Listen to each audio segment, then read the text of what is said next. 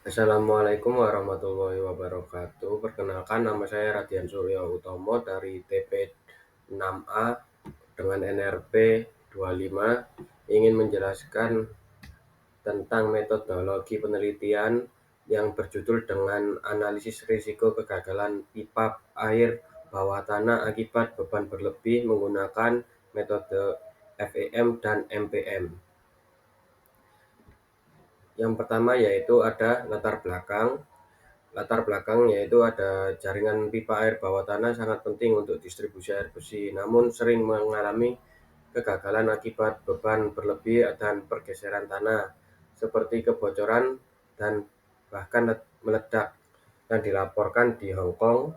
Kegagalan ini biasanya disebabkan oleh pergerakan tanah akibat aktivitas alam atau konstruksi.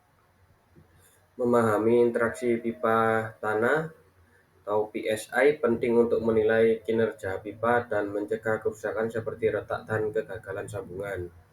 Penelitian PSI menggunakan metode eksperimental numerik dan analitis.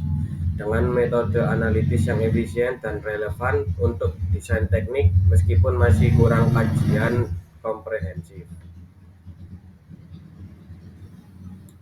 Selanjutnya ada rumusan masalah.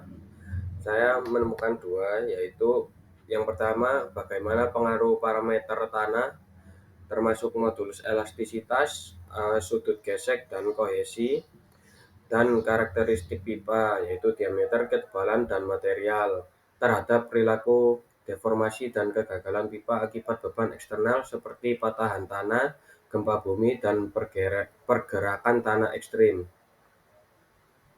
Lalu yang kedua yaitu ada bagaimana metode analitis numerik atau metode elemen hingga material point method dan integrasi machine learning mampu memprediksi respon pipa terhadap berbagai skenario kegagalan.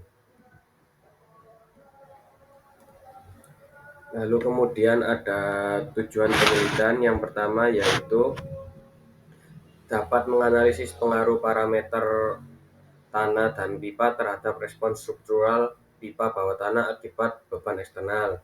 Yang kedua yaitu dapat mengetahui keandalan berbagai metode yang analisis, numerik, dan machine learning dalam memprediksi deformasi, tegangan, dan potensi kegagalan pipa. Lalu kemudian ada manfaat penelitian. Yang pertama, dapat mengetahui pemahaman komprehensif mengenai interaksi pipa tanah dan faktor-faktor yang mempengaruhi kegagalan pipa bawah tanah.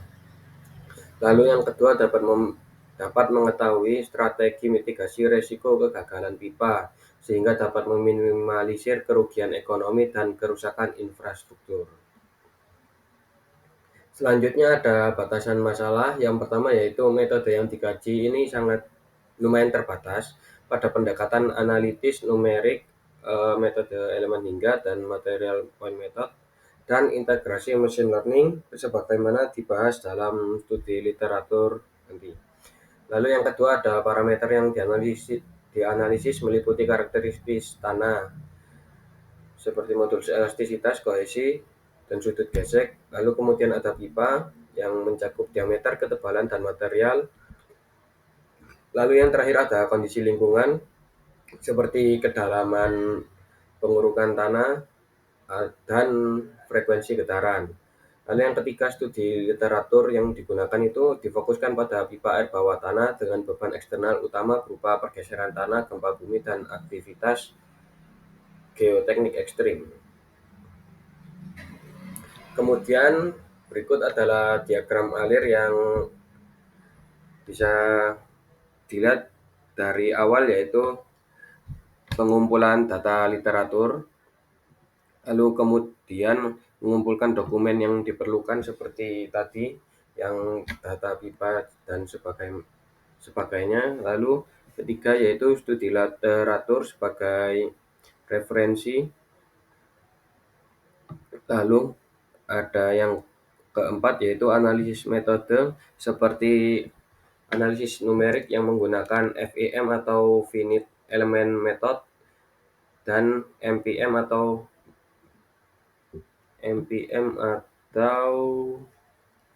measurement point method. Lalu kemudian ada perhitungan dan simulasi. Yang pertama ada tegangan Hooke dan FEM dan MPM itu. Kemudian ada pengolahan dan validasi. Dan terakhir ada pembuatan kesimpulan dan saran.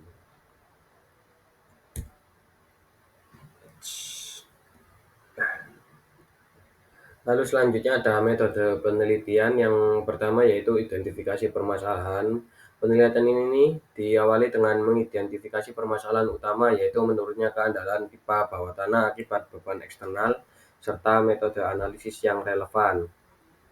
Lalu ada studi literatur yang digunakan secara mendalam terhadap karya-karya terdahulu yang membahas pengaruh parameter tanah dan pipa, serta respons pipa bawah tanah terhadap berbagai skenario kegagalan seperti gempa bumi dan pergeseran tanah.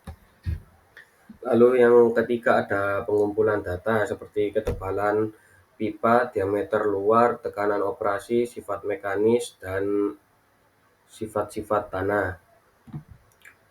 Lalu kemudian ada analisis tegangan dan deformasi pipa yang bisa dilihat rumusnya seperti ini. Lalu juga ada defleksi vertikal pipa atau menggunakan teori Spengler dan interaksi pipa tanah. Kemudian ini finite element method. Finite element method itu membagi sistem pipa tanah menjadi elemen-elemen diskrit sehingga memungkinkan analisis distribusi tegangan dan deformasi secara detail. Persamaannya seperti ini. Lalu kemudian ada material point method atau MPM itu metode numerik yang menggabungkan keuntungan metode partikel dan grid Eulerian.